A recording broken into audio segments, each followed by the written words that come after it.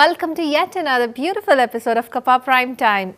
ഇന്നത്തെ നമ്മുടെ കപ്പ പ്രൈം ടൈം എപ്പിസോഡിൽ ആ guest who will be streaming with us live video കോളാണ്. So let's have a chit chat with them. നമ്മുടെ ആദ്യത്തെ guest is a singer. She's a playback singer Rajalakshmi. അതോടൊപ്പം ജോയിൻ ചെയ്യുന്നത് Radhakrishnan Chakyath. Again, a wonderful personality. He's a photographer as well as an actor. And also we have another anchor plus actress. She is Anne Benjamin. You all know her. And also we have a makeup artist, Tony Michael. So welcome all of you to Kappa Prime Time.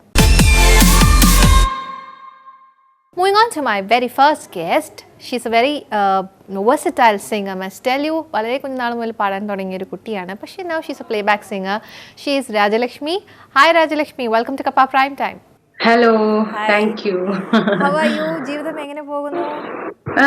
ജീവിതം വല്ലാത്ത അപ്രതീക്ഷിതമായ കുറെ സംഭവങ്ങളിലൂടെ പോയിക്കൊണ്ടിരിക്കുന്നു. Right. എനിക്കൊന്ന് രാജലക്ഷ്മി ഒരുപാട് stage shows ഒക്കെ ചെയ്യുന്ന ഒരു വ്യക്തിയാണ്. സോ ഫുള്ളി ലോക്കായി ഉള്ളിലായി പോയെന്നൊരു ഫീൽ ഉണ്ടാവും. ശരിക്കും ഇങ്ങനത്തെ ഒരു സംഭവം നമ്മള് ഒരു സ്വപ്നത്തിൽ പോലും കരുതിയില്ല ഇങ്ങനെ ഒരു സമയം വരുന്നുള്ളത്. ഇപ്പൊ അതുമായിട്ട് ഇങ്ങനെ ഇത് അനുഭവിച്ചല്ലേ പറ്റുള്ളൂ. അങ്ങനെ പോയിക്കൊണ്ടിരിക്കുന്നു. Rajalakshmi, I heard all your songs. Amazing singer ആണ്. അതിൽ ഒരു പാട്ട് എനിക്ക് വിഷമമുള്ളൊരു കാര്യം എന്ന് വെച്ച് കഴിഞ്ഞാൽ അത് നാഷണൽ അവാർഡിന് വേണ്ടിയിട്ട് നോമിനേറ്റ് ചെയ്ത ഒരു പാട്ടും കൂടിയാണ്. But unfortunately missed it. So would you mind singing few lines of that song for us? Yeah, sure. Magachandira Rupamaniye Magachandira Rupamaniye எனது மங்கை தங்கமே மரதக மனமே எனது மங்கை தங்கமே മരതക മനമേ. ഇത് ചവിട്ടുനാടകത്തിന്റെ പദമാണ്. അതുകൊണ്ടാണ് മലയാളവും അല്ല തമിഴും അല്ല, എന്തോ ഒരു പ്രത്യേകതരം ഭാഷയാണത്. അടിപൊളി. എല്ലാവർക്കും അറിയാം രാജലക്ഷ്മി വളരെ കുഞ്ഞുനാൾ മുതലേ പാടാൻ തുടങ്ങിയ ഒരു വ്യക്തിയാണ്.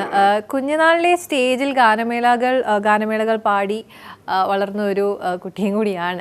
സോ ആദ്യമായിട്ട് ഗാനമേള പാടിയ പാട്ട് ഓർമ്മയുണ്ടോ? ഫസ്റ്റായിട്ട് അപ്പിയർ ചെയ്ത് ആദ്യമായിട്ട് ഈ പറഞ്ഞ കൊച്ചിലെ തൊട്ട് എന്താണ് സംഗീതത്തിന്റെ വഴിയിലേക്ക് കൊച്ചിലെ വന്ന ആളായതുകൊണ്ട് ഞാൻ ഒരു ഫുൾ ഓർക്കസ്ട്രയുടെ കൂടെ പാടുന്നത് എനിക്ക് 9 വയസ്സുള്ളപ്പോഴാണ്. അത് എറണാകുളം ടൗൺ ഹാളില് ടാൻസൺ മ്യൂസിക് എന്ന ഒരു ഗാനമേള ട്രൂപ്പിന്റെ ഇനോഗ്രേഷൻ പരിപാടിയായിരുന്നു. ഫുൾ ഓർക്കസ്ട്രയിൽ അന്ന് പാടി ഒരു പാട്ട്. അന്നത്തെ ഗസ്റ്റ് രഞ്ജി പണിക്കർ ചേട്ടനായിരുന്നു. അന്ന് അദ്ദേഹം ഭയങ്കര കിടിലം തിരക്കഥാകൃത്തൊക്കെ ആയിട്ട് ഇങ്ങനെ ഉള്ള സമയത്ത് അദ്ദേഹമായിരുന്നു അത് ഗസ്റ്റ് ആയിട്ട് വന്നത്. അപ്പൊ എനിക്ക് ആ ഒരു ഇത് വളരെ എന്താ പറയാ ഒരിക്കലും മറക്കാത്തൊരു മൊമെന്റ് ആണ്.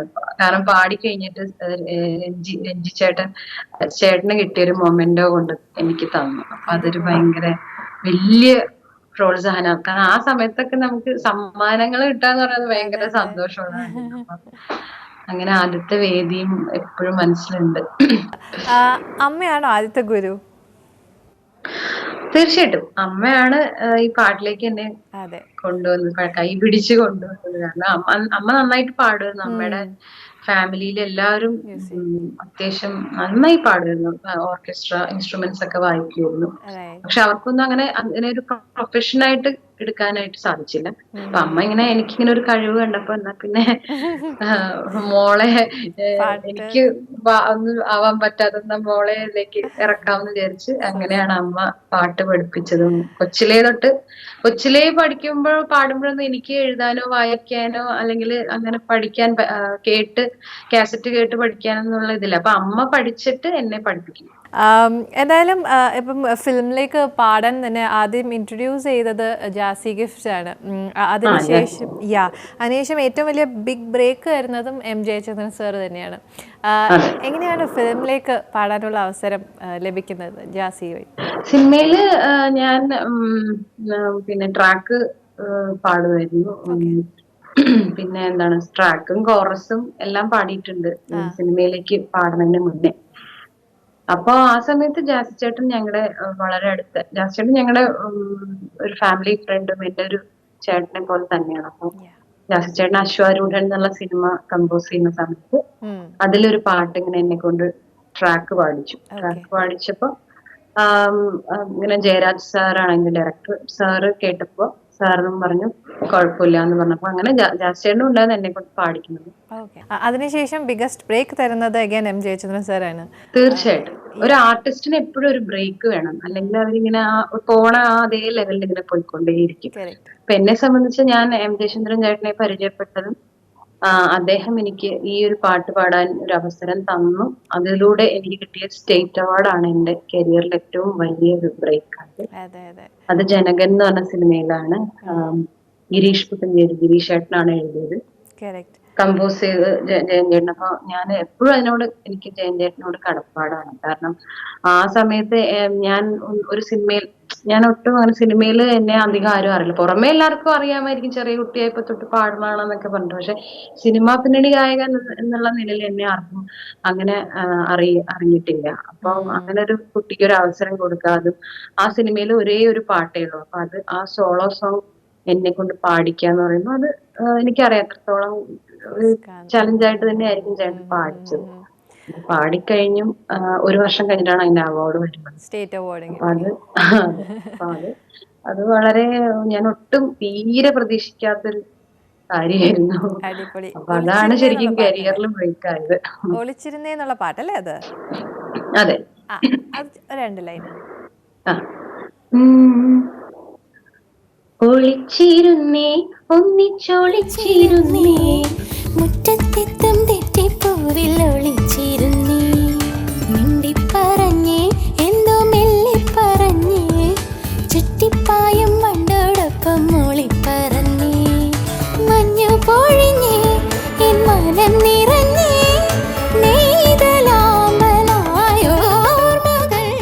Okay, Rajlakshmi, I'll come back to you. Moving on to my next guest.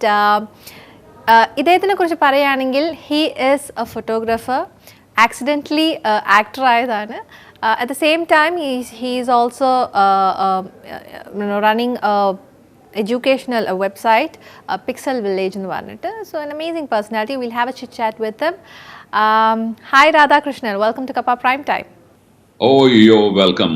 Happy to be here. Yeah, thank you very much. Happy to see you as well. So, how is life treating you? Well, I don't think it's any different from the way life is treating most of us these days. Yes. Lockdown, thoroughly anchored at home. Correct. Not been officially working for the last 100 days, more than 100 days now.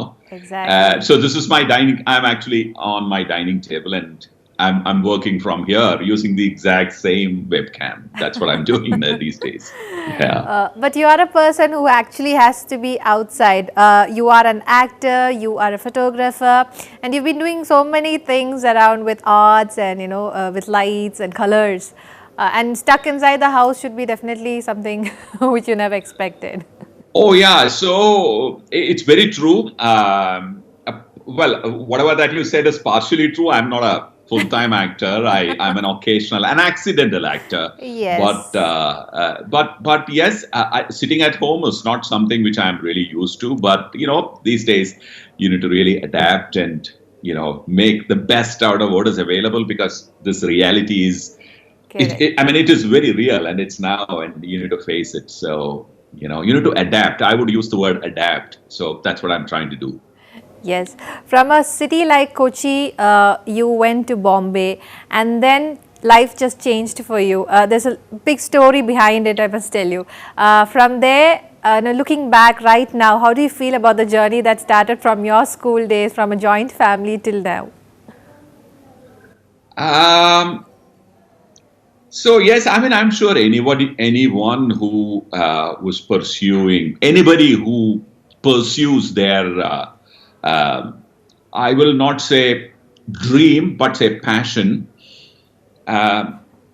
Things don't really come in a platter, right? You need to go through whatever that you have to go through. Correct. You really don't know what is in store for you. So you believe in what you want to do and continue to be on that path and continue doing that. And whatever that comes on your way, you need to accept it. There is this term called prasada buddhi, which means you need to receive it like a prasad, like a or like a gift. Good, bad, ugly, everything will be a part of that. You need to continue, and it's a journey. You won't reach anytime, anywhere. You just keep continuing. One thing which I want to share with you, Radhakrishnan, when I learned about you, that is when I came to know about Pixel Village. Now, Pixel Village is a YouTube channel of yours, and it's actually a website, education website as well. That's right. And after seeing one or two, episodes, I must call, I'm a person, I'm a very bad photographer, I must tell you. I don't know, I took my mobile and I just started clicking exactly the same way you said. Yes. Simple item, anybody, even a student who is in the 10th standard would definitely understand how to take a photograph from watching your website. Yes. How did Pixel Village start? Okay, so do I have time? It's a little long, but anyway, I'll try and make it short. Yes. So I came from a backdrop where I could not have possibly afforded a professional photography education or a formal photography education. Yes. So I took a longer route, worked with so many people and learned photography. That's what most of them used to do, let's say 20, 30 years back.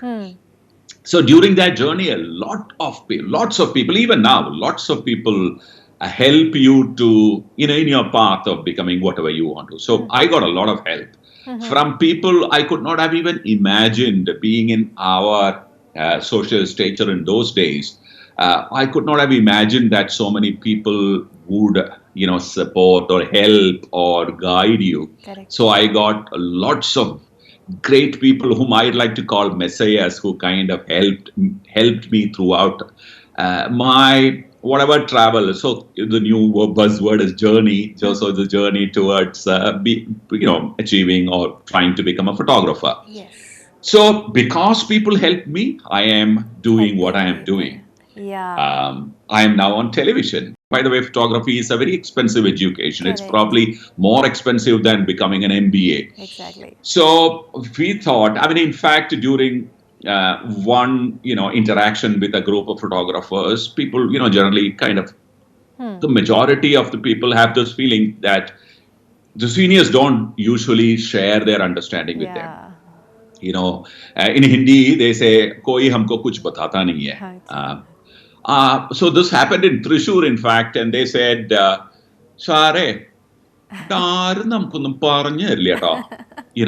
so that's exactly the words that. So I said, look, so it becomes your moral, social, ethical, all responsibility to kind of share whatever you have learned so far. Correct. So that's how we started Pixel Village. So village is a community. Pixel, we gave that digital dimension to that place where people can come and share their understanding. Of course, since it is a commercial operation, we need to kind of make enough money to keep that thing floating. So we charge a small fee, but way, way cheaper. Probably we will be one of the cheapest in the world if you look at, conversion rates and stuff.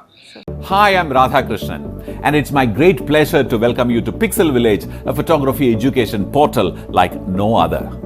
Here you will get to learn exactly what you need from some of the finest photographers and photography mentors in India. Our courses explain even the most difficult photography concepts in a way that makes it extremely easy to understand. You've done a lot of works. ഏറ്റവും കൂടുതൽ recognized ആയിട്ടുള്ള work ഏതായിരുന്നു in your career? So വളരെയധികം ജോലികൾ ചെയ്തിട്ടുണ്ട്. Commercial ജോലികളുടെ ഒരു പ്രത്യേകത എന്താന്ന് വെച്ച് കഴിഞ്ഞാൽ, നിങ്ങളൊരു അസൈൻമെന്റ് ആണ്, നിങ്ങളെ ഒരു ചെറിയൊരു വാടക കൊലയാളിയെ പോലെയാണ് ഒരു commercial job photographer. You are paid to do a job, correct? Once the job is delivered, there is no thanking or there is nothing. It's just it's the way things are. So. And in commercial photography, usually there is a whole lot of compromise that you need to do because it's two creative minds. Correct. I am not the creator of that image. It's an art director. It's a client's marketing team who have conceived that idea and visualized an image. My job is to make it into reality. So there will be a lot of conflicts in the way to creating that image, but my job is to create it. They've come for my expertise as a photographer who can recreate their idea. If they had a camera and they knew how to shoot it, lots of people are doing it now. Yes. So that's my job. So one job I can remember is the last big assignment that I did for this brand called Club Mahindra, which is one of the largest holiday time-sharing brand in the world. Currently, it's one of probably the second largest in the world. Yes. So I was on their I did their campaign for 4 days back to back, consecutively, traveling every month. Okay. My brief was not a reference image. My brief was a line saying magic moments of a holiday. Okay. So my job is to go to a resort, carry a few models, carry a few accessories, props and everything, and go to that place and create magic moments of a holiday. Super. So that has been the most fulfilling job for me, the Club Mahindra holiday images. Okay, Radhakrishnan, I'll come back to you. Moving on to my next guest. She is an actress as well as an anchor. She's a colleague of mine as well. Anne Benjamin. We'll have a chit chat with her. Hi, Anne. Welcome to Kappa Prime Time. Thank you so much, Cynthia, for having me on this show. How's life going for you? Ellaripol is such a difficult time, but I went home and I'm enjoying. Super. ആനിൻ്റെ മേഖല നോക്കുകയാണെങ്കിൽ ഒരു cake ബേക്കറാണ്, ഒരു actress ആണ്, ഒരു മോഡലാണ്, ഒരു ആങ്കറാണ്, ഇങ്ങനെ പല പല മേഖലയിലും തിളങ്ങി നിൽക്കുന്ന ഒരു വ്യക്തിയും കൂടിയാണ്. And just tell me about your interest. ഇതിലെല്ലാത്തിനും ഇൻട്രസ്റ്റ് ഉള്ളതുകൊണ്ടാണ് you are excelling in all these things, but personal interest ഏതാണ്? First time it was chocolates നിന്നാണ് ബേക്കിംഗിലേക്ക് പോയത്. അവിടെ നിന്നാണ് I started doing cookery shows. Avidna it was a straight jump as an anchor into Kappa TV. Then it was like movies, ads, short films. Again, my career began cheythu, but base was chocolates. And you are a well-known chocolatier in this particular field. നമ്മുടെ സ്റ്റേറ്റിൽ തന്നെ ഒരു famous ആയിട്ടുള്ള ഒരു ചോക്ലേറ്റിയർ ആണ്. ഈ ഒരു ഫീൽഡിലേക്ക് എങ്ങനെയാണ് വരുന്നത്? സ്റ്റേറ്റിലെ വലിയ ചോക്ലേറ്റിയർ ആണോ എന്നൊന്നും എനിക്കറിയത്തില്ല, പക്ഷേ ഡെഫിനറ്റ്ലി എൻ്റെ first class was in Trivandrum. അതിനുശേഷമാണ് I met a lot of people who are into chocolates. അവരിൽ നിന്നാണ് എനിക്ക് മനസ്സിലാക്കിയത് there is a lot more that I have to learn. അങ്ങനെയാണ് ഞാൻ പൂനെ പോകുന്നതും. And I was trained under a chef of Barak Alabav. And അവിടെ നിന്ന് എനിക്ക് കിട്ടിയ ട്രെയിനിങ് അല്ലെ അവിടെ നിന്ന് എനിക്ക് കിട്ടിയ knowledge was like immense, which is helping me even right now.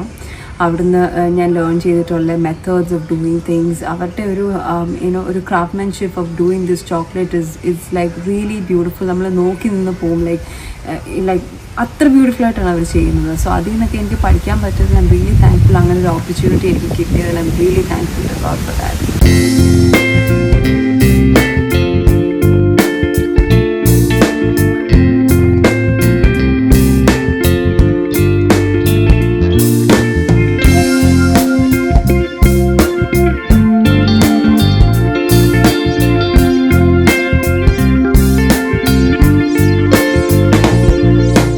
Chocolatier will definitely have this flavor of sweetness, and is that the reason why you came into cake baking as well?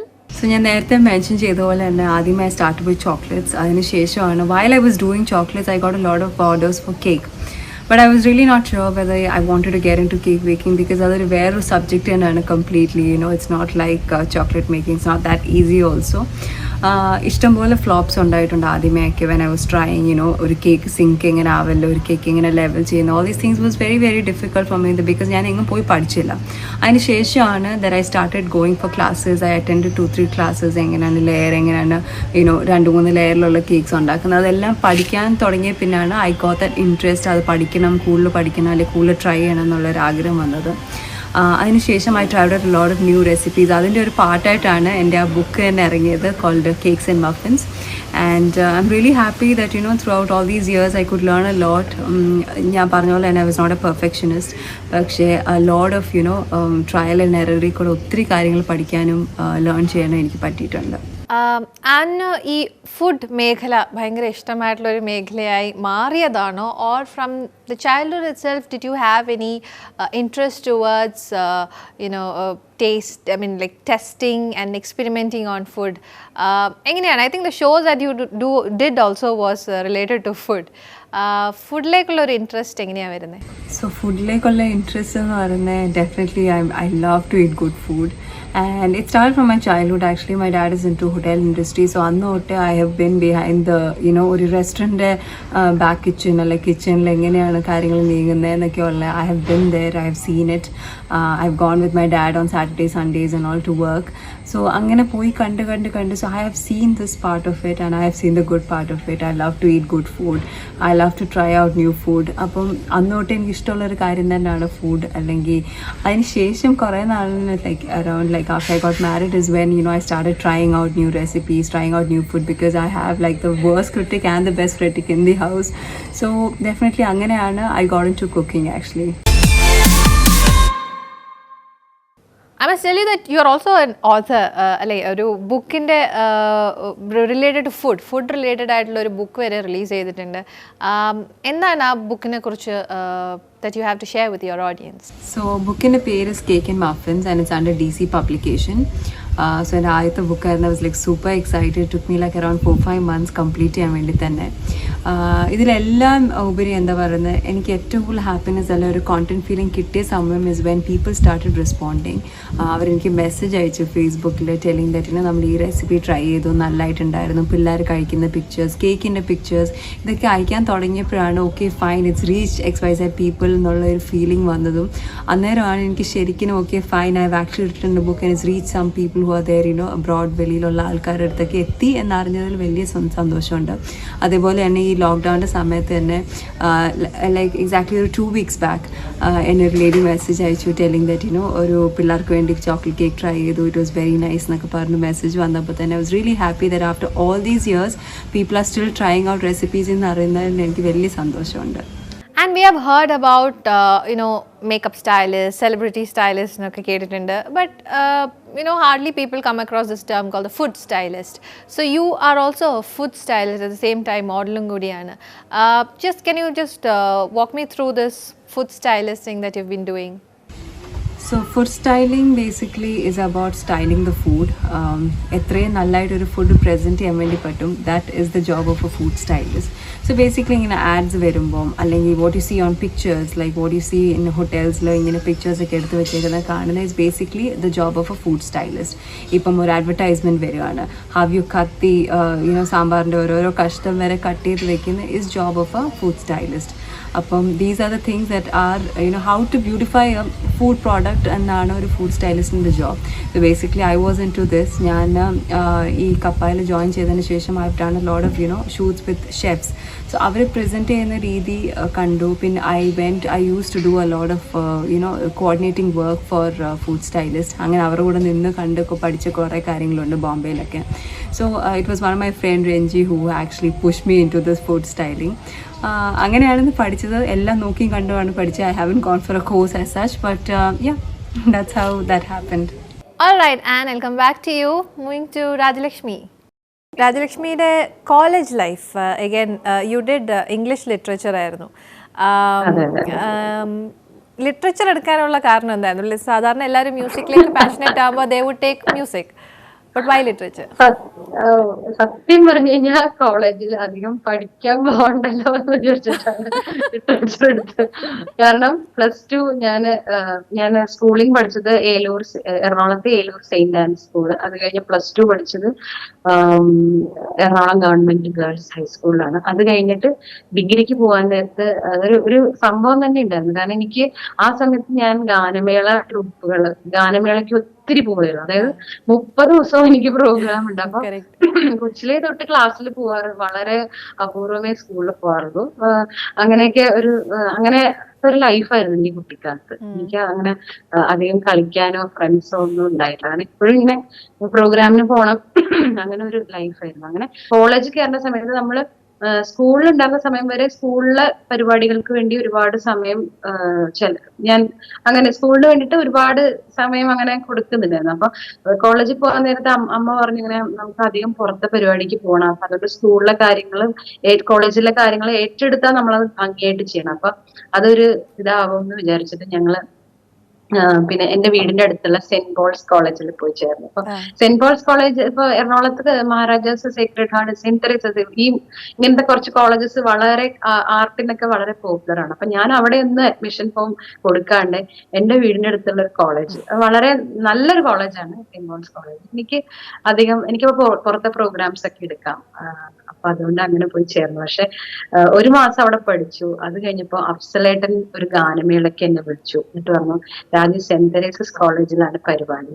അങ്ങനെ saint Teresa's കോളേജിൽ ഒരു arts club ഡേക്ക് പരിപാടിക്ക് പോയതാണ്. Programme കഴിഞ്ഞ ഉടനെ യൂണിയനിലെ മെമ്പേഴ്സും എല്ലാരും വന്ന് എന്നോട് സംസാരിച്ചിട്ട് പറഞ്ഞു, രാജലക്ഷ്മി ഇവിടെയല്ലേ പഠിക്കേണ്ടത്, നിങ്ങളെപ്പോലുള്ള ആർട്ടിസ്റ്റുകൾക്ക് എപ്പോഴും ഇങ്ങനത്തെ കോളേജിൽ പഠിക്കുമ്പോൾ ഒത്തിരി ഓപ്പർച്യൂണിറ്റീസ് ഒക്കെ വരും. അപ്പൊ അങ്ങനെ ഞാനൊരു വ്യാഴാഴ്ച ആ പ്രോഗ്രാം അവിടെ നടന്നു. മൺഡേ ഞാൻ അവിടെ ജോയിൻ ചെയ്യണം കോളേജ്.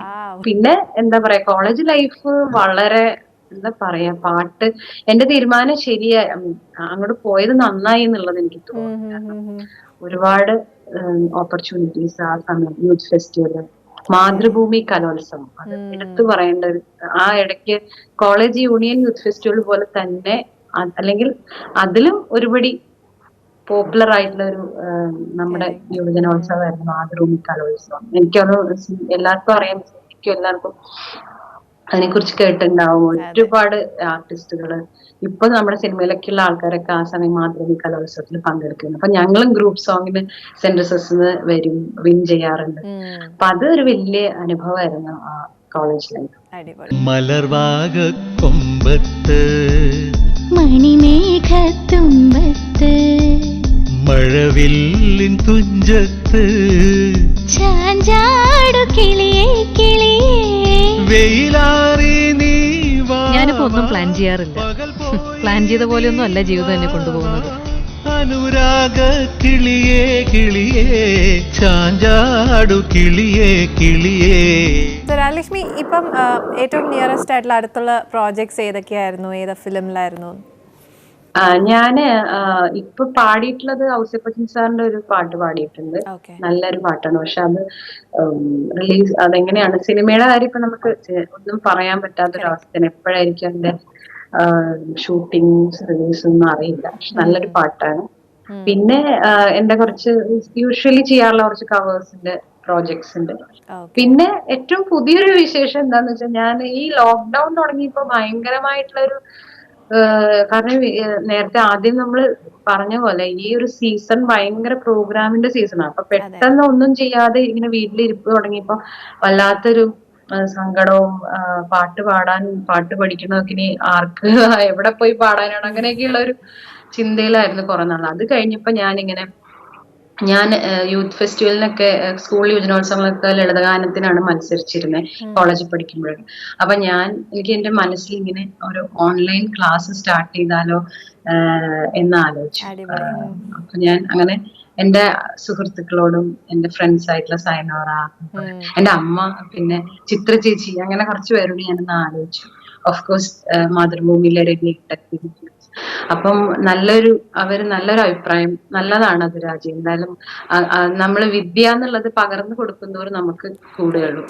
അപ്പൊ അതുകൊണ്ട് അത് ചെയ്യാൻ പറഞ്ഞു. അപ്പൊ അങ്ങനെ ഞാനിപ്പോ ഓൺലൈൻ ക്ലാസ് സ്റ്റാർട്ട് ചെയ്തിട്ട് ഒരു 10-20ഓളം കുട്ടികൾ മീൻസ് അങ്ങനെ എല്ലാ പ്രായത്തിലുള്ളവരും സ്റ്റുഡൻസ് ആയിട്ടുണ്ട്. അപ്പൊ അവരെ ഞാനിപ്പോ ലളിതഗാനങ്ങൾ, അല്ലെങ്കിൽ ചെറിയ കുട്ടികളാണെങ്കിൽ സിനിമാ പാട്ടുകൾ, പിന്നെ വോക്കൽ ട്രെയിനിങ് ലെസൺസ്, അതെല്ലാം ചെയ്തുകൊണ്ടിരിക്കും. ഇപ്പൊ ഞാൻ ഒരു ദിവസം ഒരു 3-4 മണിക്കൂർ പാട്ടിൽ തന്നെയാണ്. Okay, super. So different means എല്ലാവരും ഡിഫറെന്റ് പ്ലാറ്റ്ഫോംസ് ട്രൈ ചെയ്യാണ്. സോ രാജലക്ഷ്മിയുടെ ഈ ഒരു പ്ലാറ്റ്ഫോമിൽ all the very best. So keep growing and keep singing. Thank you so much. Thank you so much for being on our show, Rajalakshmi. Pleasure. Thank you. Moving on to my very next guest, he is a makeup artist, and he is like a wonderful personality. Tony Michael, മേക്കപ്പിനെ കുറിച്ച് കുറച്ച് കാര്യങ്ങൾ എനിക്ക് ടോണിയോട് ചോദിക്കണം എന്നുണ്ട്. So moving on to Tony. Hi Tony, welcome to Kappa Prime Time. Hi Cindy. How are you? Very good. How are you? I'm fine, thank you so much. Tony ഒരു makeup artist ആണ് and you have been doing wonders to everybody. എല്ലാവരും സുന്ദരനും സുന്ദരിമാരും ആക്കി വിടുകയാണ്. Based out in the city Bangalore അവിടെ ആയിരുന്നു. ആ ഒരു ബാംഗ്ലൂർ സിറ്റി എന്ന് പറയുമ്പോൾ it is always an updated city എന്ന് വേണമെങ്കിൽ പറയാം. So you must have got to learn and experiment more in that particular city. So how was your journey to ഈ മേക്കപ്പിലേക്കുള്ള ജേർണി എങ്ങനെയായിരുന്നു? ഞാൻ ആക്ച്വലി ഫസ്റ്റ് ഹോസ്പിറ്റാലിറ്റി പ്രൊഫഷണൽ ആയിരുന്നു. ഞാൻ അവിടെ ബാംഗ്ലൂർ ഒരു ലീഡിംഗ് ഹോട്ടലിലാണ് വർക്ക് ചെയ്തിരുന്നത്. ഓക്കെ. എന്നിട്ട് എന്താ പറയാ, ആക്ച്വലി ഒരു പാഷനാണ് മേക്കപ്പ് എന്നുള്ളൊരു പാഷനാണ്. അപ്പൊ അതുകൊണ്ടിട്ട് ഞാൻ 2014 എന്റെ ജോബിനെ റിസൈൻ ചെയ്തിട്ട് ഞാൻ കേരളയ്ക്ക് ഷിഫ്റ്റ് ചെയ്തു. എന്നിട്ട് ഇവിടെ ഞാൻ ഫ്രീലാൻസിങ് ചെയ്യാൻ സ്റ്റാർട്ട് ചെയ്തു. Okay, right. ഉള്ളിൽ മേക്കപ്പിനോടുള്ള ഒരു ഇഷ്ടം തോന്നുന്നത് ആരെ കണ്ടിട്ടാണ്? You might have got inspired from somebody as well. എനിക്ക് കൊച്ചിലെ മുതൽ കോസ്മെറ്റിക്സിനോട് എനിക്ക് ഭയങ്കര ഒരു അട്രാക്ഷൻ ഉണ്ടായിരുന്നു. ഇപ്പോഴും അത് തന്നെയാണ്. അപ്പൊ കൊച്ചിലെ മുതൽ എനിക്ക് ഭയങ്കര പാഷൻ ആയിരുന്നു മേക്കപ്പ് ചെയ്യണം എന്നുള്ളത്. അപ്പൊ അതിന് കുറെ അടിയൊക്കെ കിട്ടിയിട്ടുണ്ട്. പക്ഷെ എങ്കിലും ഞാൻ നിർത്തിയില്ല. കണ്ടിന്യൂ ചെയ്യുന്നു. അതെ. ടോണി സ്വന്തമായിട്ട് മേക്കപ്പ് ട്രൈ ചെയ്യാറുണ്ടോ? ഞാനിപ്പോ ആക്ച്വലി മേക്കപ്പ് ട്യൂട്ടോറിയൽസ് ചെയ്യുന്നുണ്ട്. I happen to see one on Instagram. Okay. അപ്പൊ ഞാനൊരു ഓൾമോസ്റ്റ് 5 വീഡിയോസ് ചെയ്തിട്ടുണ്ട്. അത്യാവശ്യം റീച്ച് ഉണ്ട്, കുഴപ്പമില്ല.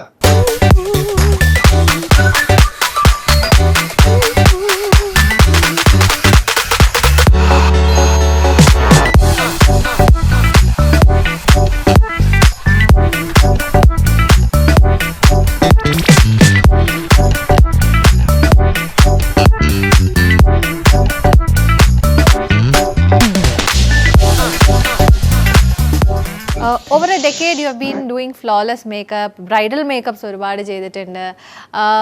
ഈ ബ്രൈഡൽ മേക്കപ്പിന്റെ ഏറ്റവും വലിയൊരു ഹൈലൈറ്റ് ഇസ് ഡെഫിനറ്റ്ലി ഫോട്ടോ എടുക്കുമ്പോഴത്തേക്കും it has to match with the photography as well. So you are in par with a photographer, right? അതെ. റൈറ്റ്. എങ്ങനെയാണ് ബ്രൈഡൽ മേക്കപ്പിന്റെ ഒരു ഇൻട്രസ്റ്റ് വരുന്നത്? അതായത് ഇപ്പൊ നമ്മള് മൂവി സ്റ്റാർസിന് ചെയ്യുമ്പോഴുള്ള മേക്കപ്പും നമ്മളൊരു നോർമൽ ഗേളിന് ചെയ്യുന്ന മേക്കപ്പ് ഇറ്റ്സ് ടോട്ടലി ഡിഫറെന്റ്. അതായത് നമ്മളിപ്പോ ഒരു മൂവി സ്റ്റാർ നമ്മൾ ചെയ്യുന്ന മേക്കപ്പ് ഒരിക്കലും നമുക്കൊരു നോർമൽ ഗേളിന് നമുക്ക് എല്ലാം പരീക്ഷിക്കാൻ പറ്റില്ല. കാരണം നമ്മൾ ആക്ച്വലി മേക്കപ്പ് ചെയ്യണത് അത് ഇപ്പൊ നമ്മൾ ആർക്കാണ് മേക്കപ്പ് ചെയ്യാൻ വേണ്ടി പോകുന്നത് ആ ഒരു വ്യക്തിയുടെ കോൺഫിഡൻസ് ഭയങ്കര ഇമ്പോർട്ടന്റ് ആണ്. അപ്പൊ ഞാൻ ആക്ച്വലി എന്താണ് പഠിച്ചത്, ആ പഠിച്ച കാര്യങ്ങൾ മുഴുവൻ നമുക്ക് ഒരാളെ പറ്റി പ്രയോഗിക്കാൻ പറ്റില്ല. അപ്പൊ നമ്മൾ ആക്ച്വലി കോമൺ സെൻസ് യൂസ് ചെയ്യണം. പിന്നെ നമ്മൾ വെച്ചാൽ ഏറ്റവും ബെസ്റ്റ് ഓപ്ഷൻ എന്ന് പറയുന്നത് നമ്മൾ വെഡിങ് മേക്കപ്പ് ചെയ്യാൻ പോകുന്നതിന് മുന്നേ നമ്മൾ ആ ഒരു കുട്ടിയുമായിട്ട് നമ്മൾ എപ്പോഴും പ്രോപ്പർ കമ്മ്യൂണിക്കേഷൻ ഉണ്ടാവണം. അത് എന്താണ് അവരുടെ ടേസ്റ്റ് എന്നൊക്കെ ഉള്ളത് മനസ്സിലാക്കിയിട്ട് അവർക്ക് വേണ്ടത് എന്താണോ അത് നമ്മൾ കൊടുക്കാനാണ് ശ്രമിക്കേണ്ടത്. അല്ലാണ്ട് നമ്മൾ എന്താണോ പഠിച്ചത് അത് അവരുടെ മേത്ത് പ്രയോഗിക്കരുത്.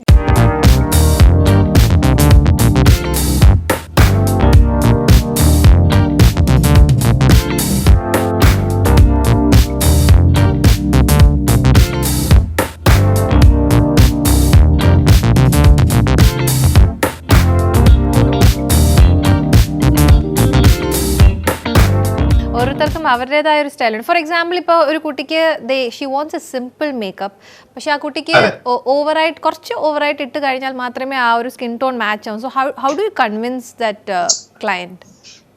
അതായത് പണ്ടത്തെ ഒരു മേക്കപ്പിന്റെ ഒരു കോൺസെപ്റ്റും ഇപ്പോഴത്തെ ഒരു മേക്കപ്പിന്റെ കോൺസെപ്റ്റും ഇറ്റ്സ് എൻറ്റയർലി ഡിഫറെന്റ് ആണ്. കാരണം പണ്ട് കാലത്തെ മേക്കപ്പ് എന്ന് പറയുമ്പോൾ എപ്പോഴും നമ്മൾ നല്ല വെളുത്തിരിക്കണം.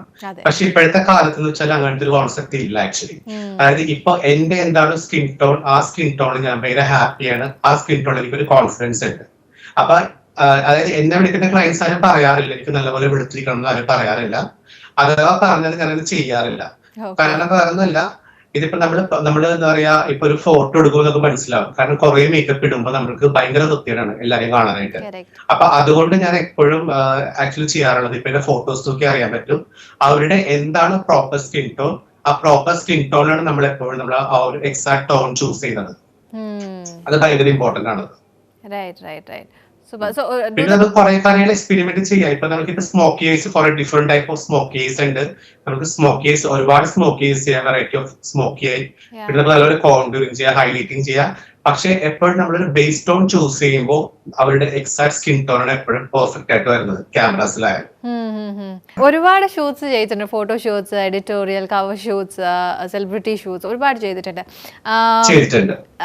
ഏറ്റവും കൂടുതൽ യുനോ മെമ്മറബിൾ ആയിട്ടുള്ള ഏത് ഷൂട്ടിനായിരുന്നു എക്സ്പീരിയൻസ്?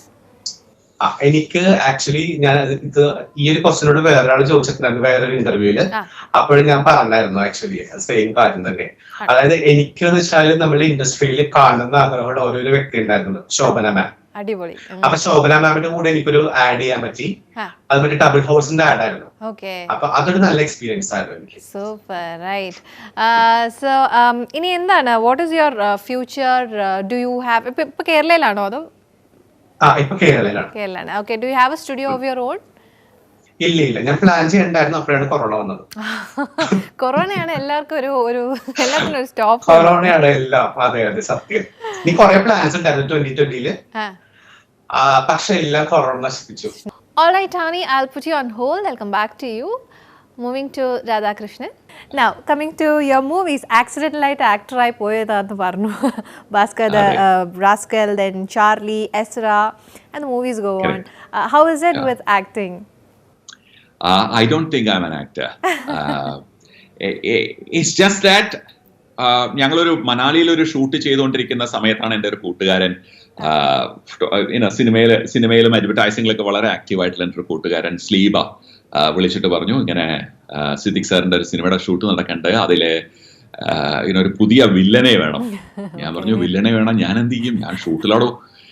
അപ്പോൾ he said, "No, you send your pictures." I said, "From which angle do I look like a villain?" I said, send. So then I eventually landed up on the day of the shoot, and so they made me a villain. And എന്റെ ഭാര്യ മാത്രമേ അത് agree ചെയ്തിട്ടുള്ളൂ. നിങ്ങൾ act ഒന്നും ചെയ്യണ്ട, നിങ്ങൾ അല്ലെങ്കിൽ തന്നെ വില്ലനാവും. I'm sure most wives will agree that. ഒരു handsome villain അല്ലേ? Oh, thank you. All right. അതൊരു ജിന്നാണ് മകൻ.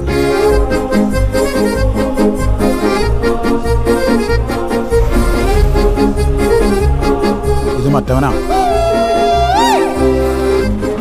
അവന് പ്രാന്താണെന്നാണ് നാട്ടുകാർ പറയുന്നത്. ഒന്നുകൂടി, നല്ല അസല് പ്രാന്താണ്. ഇപ്പൊ എന്താണ്, what is your current work and what is happening in your life? So, well, now, India is a large country, right? We have 1.3 billion population. And we are also surrounded by lots of countries, again, who needs education. And photography, because it's a special, education, it's skill, and our Prime Minister keep talking about skill development. And it's not just an education, it's a skill which can actually, അത് നിങ്ങൾക്കൊരു ജീവിതം ഉണ്ടാക്കി തരുന്ന ഒരു സ്കില്ലാണ്. അപ്പോൾ ആ ഒരു skill develop ചെയ്യാനായിട്ട് കൂടുതലും ആൾക്കാർക്ക് അതിനുള്ള ഒരു സൗകര്യം വീട്ടിലിരുന്ന്, ഇപ്പൊ now corona, see this, it was on its way, പക്ഷെ കൊറോണ just accelerated it. ഇപ്പൊ നമ്മൾ ചെയ്യുന്ന ഒരു ഇന്ററാക്ഷൻ, ഈ ഒരു സൗകര്യം കഴിഞ്ഞ കൊല്ലം ഉണ്ടായിരുന്നു, പക്ഷെ നമ്മളാരും ചെയ്തിരുന്നില്ല.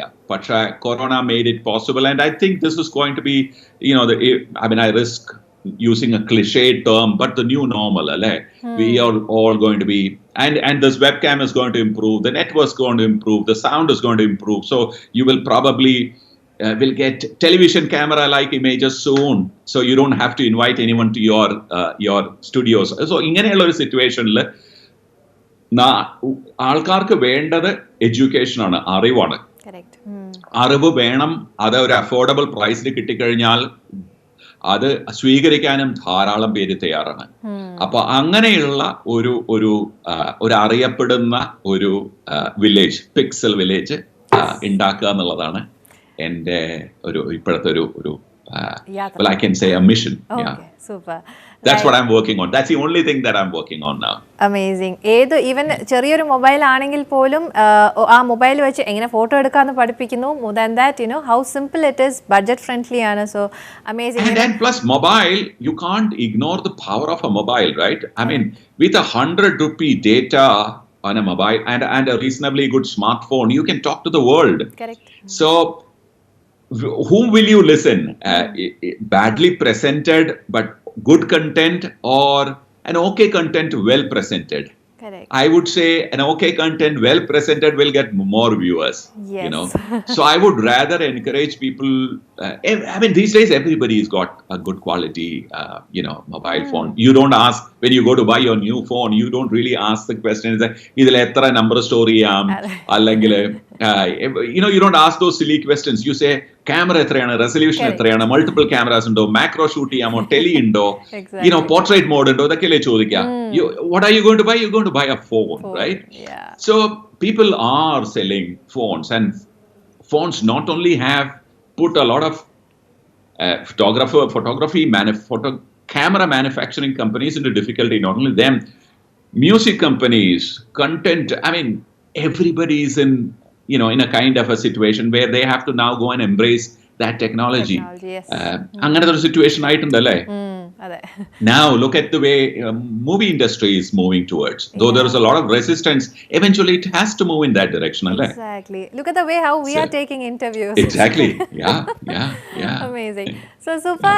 Anyways, I started following your Pixel. And also, sorry to cut you in. Yeah. In fact, the resolution that we are talking in is actually more than the resolution that you people had, say, 15 years back. Exactly, correct. In the camera, you had 525 lines. We have 1080 lines now. Okay. In terms of the technical quality of the camera. So that was what I was saying. I started following Pixel Village, and I've asked my friends to follow, believe it or not. Today when I was speaking to my makeup ma'am, I was just telling her, this is the way you have to take photos. So you are now creating wonders. So thank you so much, Radhakrishnan, for being on our show, and it was a pleasure talking to you. Absolutely. I mean, it's a great pleasure and really happy to be here. And thank you very much.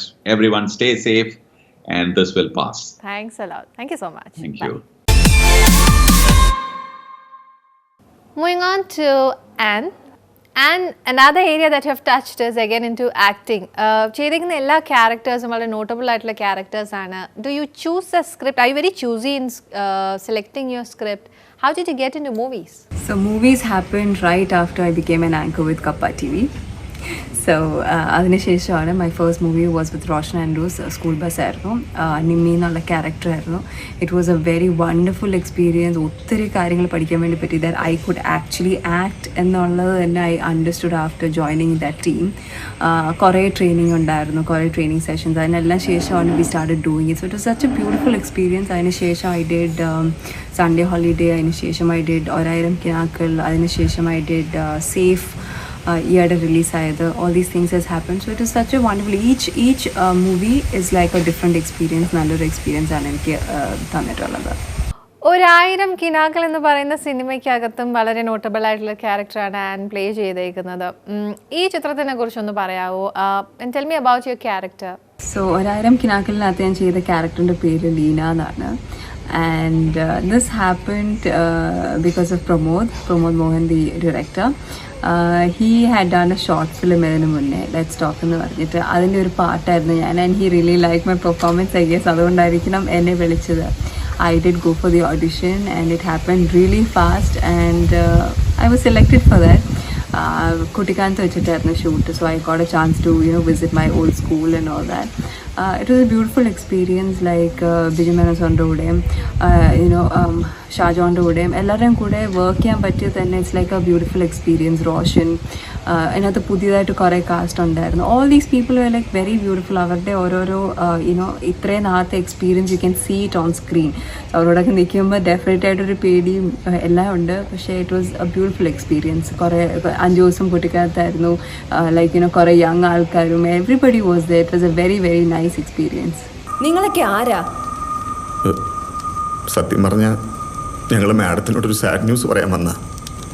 മാഡത്തിൻ്റെ husband Abraham math മരിച്ചുപോയി.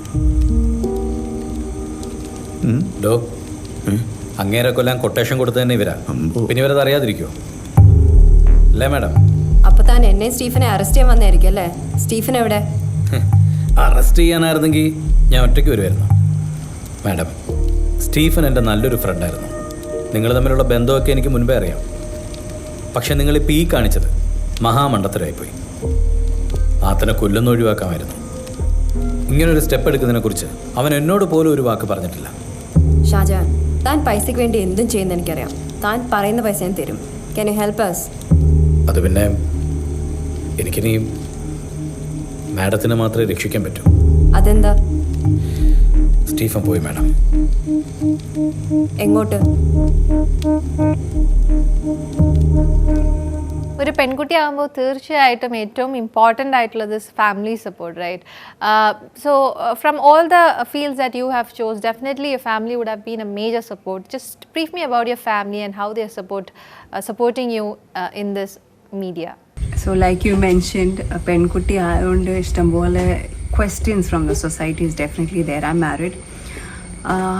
So my first question is like, being married, you're into media industry, that kind of questions definitely come up. Ippozhum vararundi alkar choikkundu why. But see, my husband has a lot of friends in the film industry and he knows how it works. And ഇങ്ങനത്തെ ഒരു mentality അല്ലെങ്കിൽ ഈ ഒരു സൊസൈറ്റിയുടെ mentality definitely has to change. Why being married are you into media industry എന്ന് ചോദിച്ചു കഴിഞ്ഞാൽ I have no answer for that. I love the work that I do. I really love enjoy the food that I taste, everything I do എല്ലാം ഞാൻ enjoy ചെയ്യുന്ന ഒരാളാണ്. So അതുകൊണ്ട് തന്നെ my family support is very very huge. അവരില്ലായിരുന്നേ definitely I would not be here, especially my husband. He is one of the main reasons why I've been trying out all these new shows. Any opportunity comes, he's there like, just go do it. See, at least try if you can do it or not. He's the only person who actually tells me, give it a try, give it a shot. If it does not happen, it's okay, come back home. I mean, he's one person who's always been there for me. So definitely family support in the Varana is huge for me. You are one of our baby as well, because കപ്പയുടെ സ്വന്തം food പ്രോഗ്രാമിൻ്റെ ഹോസ്റ്റും കൂടിയാണ്. How was your experience while you were anchoring as well? And of course, food related ആകുമ്പോൾ you would have loved it and you would have loved and done it. അത് കാണാൻ പറ്റുന്നുണ്ട്. Food ഒരുപാട് ഇഷ്ടപ്പെടുന്ന ഒരു വ്യക്തിയാണെന്ന് ഇത് മനസ്സിലാക്കുന്നുണ്ട്. So how was your experience working as a host for a food show? First of all, in one word, എനിക്ക് describe ചെയ്യാനേ പറ്റത്തില്ല what it has taught me throughout these years. And the first show was Food to See You. So it was basically we take a chef from the 5-star restaurant and then we go to their houses and cook good food for them. So അങ്ങനത്തെ ഒരു ഇത് show ആയിരുന്നു ആദ്യത്തെ. Then we moved into simply നാടൻ. So basically it was all about നാടൻ food. ഇപ്പോഴത്തെ show is good food, which I'm missing a lot during this time. Good food again was like about all the other multi cuisine റെസ്റ്റോറൻറ്റ്സിൽ നമ്മൾ visit ചെയ്ത് അവരുടെ food showcase ചെയ്യുന്ന ഒരു show ആയിരുന്നു. എൻ്റെ ഇടയ്ക്ക് it was again face the week ഡാസ്ലൈറ്റാണ് ഷോ ചെയ്തിട്ടുണ്ട്. ഇപ്പോഴും when I go out, people are so fond of these kind of things, food reviews അല്ലെങ്കിൽ മേക്കപ്പിൻ്റെ shows. I'm so happy with the kind of response that I'm getting and I'm so grateful to Kappa TV for giving me this opportunity. ഇത്രയും shows ചെയ്യാൻ വേണ്ടി in fact, and I miss you all so much. ആനോട് ചോദിക്കാൻ പറ്റിയൊരു ചോദ്യം തന്നെയാണ്. Lockdown പീരീഡിലാണ് എല്ലാവരും ഒട്ടുമിക്ക ഞാൻ ഉൾപ്പെടെ എക്സ്പെരിമെൻറ്റ്സ് ഇൻ ഫുഡ് എന്ന് വേണമെങ്കിൽ നമുക്ക് പറയാം അല്ലേ. So did you experiment anything food related ആയിട്ട്? പുതിയ എന്തെങ്കിലും ഡിഷസ് ഒക്കെ ക്രിയേറ്റ് ചെയ്തോ? അതെന്തെങ്കിലും ഫ്ലോപ്പ് ആയോ? എന്താണ് ലോക്ക്ഡൗണിൻ്റെ ഒരു അവസ്ഥ ഫോർ യു? സോ ഈ ലോക്ക്ഡൗണിൻ്റെ സമയത്ത് I mean Kollam right now. So ഈ ഒരു സമയത്ത് I got a lot of time to try out a lot of new things. Flop എന്ന് പറയാൻ വേണ്ടി അങ്ങനെ പ്രത്യേകിച്ച് ഒന്നും ഉണ്ടായിട്ടില്ല. I have done a lot of good donuts try ചെയ്തിട്ടുണ്ട്, different kinds, different flavours. Cakes കുറേ ട്രൈ ചെയ്തു, ലോട്ട് ഓഫ് ഇറ്റാലിയൻ തിങ്സ്. അതേപോലെ തന്നെ ബ്രെഡ്സ് കുറേ ഉണ്ടാക്കാൻ വേണ്ടി സമയം കിട്ടിയിട്ടുണ്ട്. So it's beautiful time. And also ഇവിടെ in my home town in this house we have a pond. So നമ്മൾ ഡയറക്റ്റ്ലി പോണ്ടിൽ നിന്നൊക്കെ ഫിഷ് ചെയ്ത് വി ഗ്രിൽ ദ ഫിഷ്. അങ്ങനത്തെ കുറേ കാര്യങ്ങളൊക്കെ ഇവിടെ വന്നിട്ട് എക്സ്പീരിയൻസ് ചെയ്യാൻ വേണ്ടി പറ്റുന്നുണ്ട്. Which is like a beautiful time for me and I'm really enjoying that. അടുത്ത അപ്കമിംഗ് പ്രോജക്ട്സ് എന്താണ് എല്ലാ മേഖലയിലും? What is waiting? What is in the pipeline for you? Projects എന്ന് പറയാൻ വേണ്ടി I have 2-3 ads in the pipeline. അത് രണ്ടും തന്നെ കംപ്ലീറ്റ് ചെയ്യാൻ വേണ്ടിയുണ്ട്. Other than that nothing else. Things are pretty slow. I'm trying to keep a distance from everybody, social distancing, all these things are there. I hope everybody is going to keep themselves safe, and thank you so much, Cynthia, for having me on this show once again. All right, Anne, thank you so much for sharing those wonderful experiences that you've been having. Thank you so much for being on our show. Thanks a lot. Moving on to Tony. Tony, എല്ലാവർക്കും ഉള്ള ഒരു ചെറിയൊരു ധാരണ എന്ന് വെച്ചാൽ makeup എന്ന് പറയുന്ന പെൺകുട്ടികൾക്ക് വേണ്ടിയിട്ട് മാത്രമുള്ളതാണെന്ന് കുറെ പേര് ഒരിക്കലുമല്ല. അതെ. What is your take on that? ഞാൻ കണ്ടിട്ടുണ്ട്, ഒരുപാട് ആൺകുട്ടികൾ മേക്കപ്പ് ചെയ്യുന്നത് ഞാൻ കണ്ടിട്ടുണ്ട്. സോ എല്ലാവരും ചെയ്യണുണ്ട്, പക്ഷെ ആരും അത് നോക്കുന്നില്ല, ആരും മനസ്സിലാക്കുന്നില്ല ഇത് ചെയ്യുന്നത്. കാരണം പെൺകുട്ടികളെക്കാളും കൂടുതൽ ആക്ച്വലി ബോധന ആൺകുട്ടികളാണ്. ഇപ്പൊ സ്കിൻ കെയർ ആണെങ്കിലും ഇപ്പൊ എനിക്കിപ്പോ കുറെ കോൾസ് വരാറുണ്ട്, കുറെ മെസ്സേജസ് വരാറുണ്ട്, ഇൻസ്റ്റാഗ്രാമിലാണെങ്കിലും ഫേസ്ബുക്കിലാണെങ്കിലും എന്താണ് ചെയ്യേണ്ടത്, ഇപ്പൊ എനിക്കൊരു വെഡിങ്ങിന് പോകണം, ഞാനിപ്പോ എന്ത് ഫൗണ്ടേഷൻ യൂസ് ചെയ്യണം, എന്തൊക്കെ ചെയ്യണം. അത് ഒരു 85% ആൾക്കാർ പിന്നെ കോൺടാക്ട് ചെയ്യുന്നത് ബോയ്സ് ആണ്. കാരണം ബോയ്സ് ആണ് ഇപ്പൊ ഭയങ്കര ഒരു, അവർക്ക് ഇപ്പൊ ആക്ച്വലി ഒരു വട്ടാണ്. അതെ, ഭയങ്കര കോൺഷ്യസ് ആണ് ഇപ്പൊ അവര് ആ ഒരു കാര്യത്തിൽ. എന്നെ കുറെ ഫ്രണ്ട്സ് ഉണ്ട്, കല്യാണത്തെ അടുപ്പിച്ച് കഴിഞ്ഞാൽ എനിക്ക് ഫേഷ്യൽ ചെയ്യണം. ഇത് ഞാൻ വേറൊരു കാര്യം പറയട്ടെ സിന്ധി. ആക്ച്വലി എന്താ അറിയാമോ, അതായത് ഇവിടുത്തെ ആൾക്കാർക്ക് ഒരു കോൺസെപ്റ്റ് ഉള്ളതെന്ന് വെച്ചിട്ടുണ്ടെങ്കിൽ, ഇപ്പൊ അവരങ്ങോട്ട് പോയിട്ട് ബ്യൂട്ടി പാർലറിൽ പോയി ഒറ്റൊരു ഫേഷ്യൽ അങ്ങോട്ട് ചെയ്യുമ്പോൾ അവരങ്ങോട്ട് വെളുത്ത് വിളവിളാന്നാവുന്നുള്ളൊരു വിചാരം അവർക്കുണ്ട്. പക്ഷെ അത് ഭയങ്കര റോങ് ആണ്. ഇപ്പൊ നമ്മള് ഫേഷ്യൽ എന്ന് പറയുമ്പോൾ ആക്ച്വലി സ്കിൻ കെയർ ആണ്. ഓക്കെ, അപ്പൊ നമ്മള് ഈ ഫേഷ്യൽ എന്ന് പറയുമ്പോൾ നമ്മള് അറ്റ്ലീസ്റ്റ് നമ്മളൊരു എന്താ പറയാ ഒരു 5 സിറ്റിംഗുകൾ മിനിമം ചെയ്യണം, എങ്കിലും മാത്രമേ നമുക്ക് ഒരു ഗ്ലോ നമ്മുടെ ഫേസിൽ വരുള്ളൂ. പിന്നെ എന്താ പറയാ, ഇപ്പൊ നമ്മള് പാർലറിൽ പോയിട്ട് ഫേഷ്യൽ ചെയ്തിട്ട് നമ്മൾ വീട്ടിലൊന്നും ചെയ്യേണ്ട കുറെ കാര്യങ്ങളുണ്ട്, ഹോം കെയർ ഉണ്ട്. അപ്പൊ നമ്മൾ ഹോം കെയർ ഒന്നും പ്രോപ്പർ ആയിട്ട് ഫോളോ ചെയ്യാതെ ആണെങ്കിൽ ഇപ്പൊ നമ്മൾക്ക് എന്ത് ഗ്ലോ ആണ് കിട്ടിയത് ഫേഷ്യൽ ചെയ്യുമ്പോൾ അതൊക്കെ നമുക്ക് ലാസ്റ്റ് ചെയ്യില്ല. അപ്പൊ എല്ലാത്തിനും ഇമ്പോർട്ടന്റ് ആണ് നമ്മൾ ഹോം കെയർ ചെയ്യാന്നുള്ളത്. It's very important actually. Yes, very true. Now coming to the makeup part, ഏറ്റവും കൂടുതൽ വാട്ട് ഡു യു തിങ്ക് ഇപ്പോഴത്തെ ഒരു യങ് ജനറേഷൻ ഏറ്റവും കൂടുതൽ ചെയ്യുന്ന മിസ്റ്റേക്ക് എന്താണ് മേക്കപ്പിൽ? നോർമൽ ഡേ, ഒരു നോർമൽ റുട്ടീനിൽ, നോട്ട് ദ ഫോട്ടോഷൂട്ട്സോ എനിത്തിങ്, നോർമൽ ലൈഫിൽ ഏറ്റവും കൂടുതൽ മേക്കപ്പിൽ മിസ്റ്റേക്സ് കാണുന്നത് എന്താണ്? What do you personally see? Okay, ഇപ്പൊ ഞാൻ ആക്ച്വലി വെച്ചാൽ ഇപ്പൊ ഒരാളെ കാണുമ്പോൾ നമ്മള് എന്താ പറയാ, ഞാനൊരു മേക്കപ്പ് ആർട്ടിസ്റ്റ് ആയതുകൊണ്ട് തന്നെ ഞാനവിടെ എല്ലാ കാര്യവും പ്രോപ്പർ ആയിട്ട് വാച്ച് ചെയ്യുന്ന ഒരാളാണ്. ഇപ്പൊ നമ്മുടെ ഷോപ്പിങ്ങിന് പോകുമ്പോഴാണെങ്കിലും ഓരോരുത്തരെ കാണുമ്പോൾ അറിയാൻ പറ്റും. ഇവിടുത്തെ ആൾക്കാരുടെ ഒരു രീതി എന്ന് പറഞ്ഞാൽ, അതായത് അവരുടെ എന്താണ് സ്കിൻ ടോൺ ഉള്ളത് മനസ്സിലാക്കാണ്ട്, അതായത് ഇപ്പൊ നമ്മൾ ഒരു പ്രൊഡക്റ്റ് വാങ്ങി വെക്കുന്നത്, ഇപ്പൊ നമ്മുടെ പ്രൊഡക്റ്റ് ചൂസ് ചെയ്യുമ്പോൾ നമ്മൾ ഭയങ്കര കെയർഫുൾ ആയിരിക്കണം ആക്ച്വലി. ഓക്കെ, അതിപ്പോ നമ്മളിപ്പോ ഒരു സാധനം വാങ്ങുമ്പോൾ ഇത് ആക്ച്വലി എന്ന് പറഞ്ഞിട്ടുണ്ടെങ്കിൽ 1 ടൈം ഇൻവെസ്റ്റ്മെന്റ് ആണ്. അപ്പൊ 1 ടൈം നമ്മൾ ഇൻവെസ്റ്റ് ചെയ്യുമ്പോൾ നമ്മൾക്ക് ആവശ്യമുള്ള സാധനങ്ങളാണ് നമ്മൾ വാങ്ങേണ്ടത്. അല്ലാണ്ട് ഇപ്പൊ നമ്മൾ വേറൊരാളൊരു ഫൗണ്ടേഷൻ യൂസ് ചെയ്തു, ആ ഫൗണ്ടേഷൻ ഇപ്പൊ നമ്മൾക്ക് സൂട്ട് ആവണമെന്നില്ല.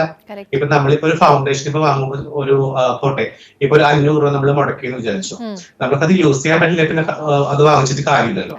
അപ്പൊ നമ്മളുടെ സ്കിൻ ടോൺ നമ്മൾ പ്രോപ്പർ ആയിട്ട് മനസ്സിലാക്കുക, എന്താണ് നമ്മളുടെ സ്കിന്റെ അണ്ടർ ടോൺ എന്ന് മനസ്സിലാക്കുക, അതിനുശേഷം മാത്രം ഒരു പ്രൊഡക്റ്റ് ചൂസ് ചെയ്യുക. അതിപ്പോ നമ്മൾ എന്താണെങ്കിലും, ഇപ്പൊ ഫൗണ്ടേഷൻ ആവട്ടെ, ലിപ്സ്റ്റിക് ആവട്ടെ, ഇപ്പൊ നമ്മൾക്ക് വേറൊരു കാര്യം അറിയാമോ, ഇപ്പൊ ചില ആൾക്കാര് എന്താ പറയാ, ഇപ്പൊ അവരൊരു എന്താ പറയാ എന്തോ ആട്ടെ, ഇപ്പൊ സാധനം മേടിക്കാനാണ്. അപ്പൊ ഇവര് ആക്ച്വലി എപ്പോഴും നോക്കണത് ഒരു പിക്ചർ കാണുകയാണ് അവര്. ആ പിക്ചർ കാണുമ്പോ അവർ ആ പിക്ചറിലെ ആൾക്കാരുടെ നോക്കിയിട്ടാണ് അവരുടെ സാധനം ചൂസ് ചെയ്യുന്നത്. അപ്പൊ അത് ഭയങ്കര റോങ് ആണ്, കാരണം picture it's something very different.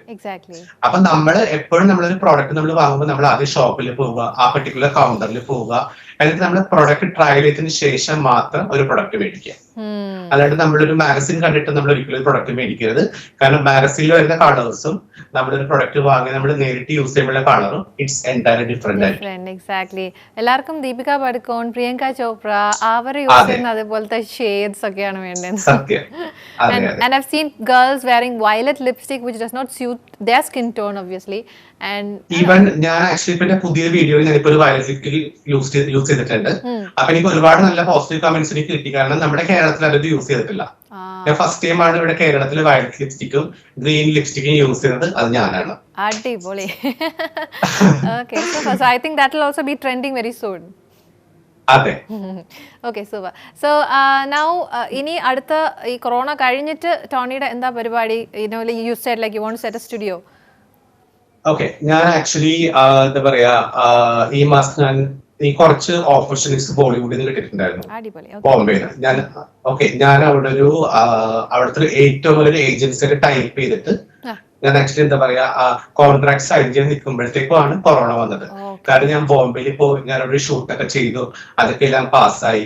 അപ്പൊ അവിടെ നിന്ന് കുറെ ഓപ്പർച്യൂണിറ്റീസ് വരുന്നുണ്ടായിരുന്നു. ഇപ്പൊ നമുക്ക് അവിടെ പോകാൻ പറ്റുന്ന സിറ്റുവേഷൻ ആണ്. അപ്പൊ കൊറോണ കഴിഞ്ഞ് ഞാൻ ആദ്യം ചെയ്യുന്നത് അവിടെ പോയി ബോംബെയിൽ പോയി എഗ്രിമെന്റ് സൈൻ ചെയ്ത് അവിടെ നിന്ന് കൂടെ വർക്ക് എടുത്ത് ബോളിവുഡിൽ കൂടെ എന്റെ കാലെടുത്ത് ഞാൻ പതുക്കെ വെക്കാൻ പോവാം.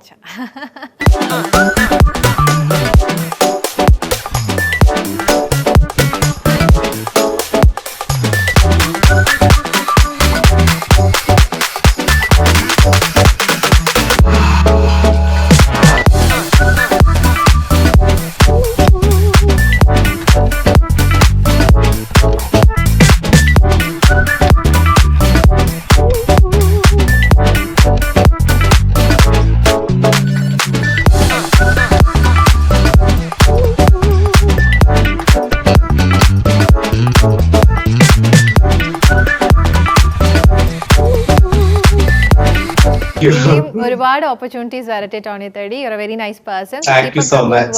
Thanks a lot. Thank you so much, Cindy. Yes, thank Thank you. you. Bye.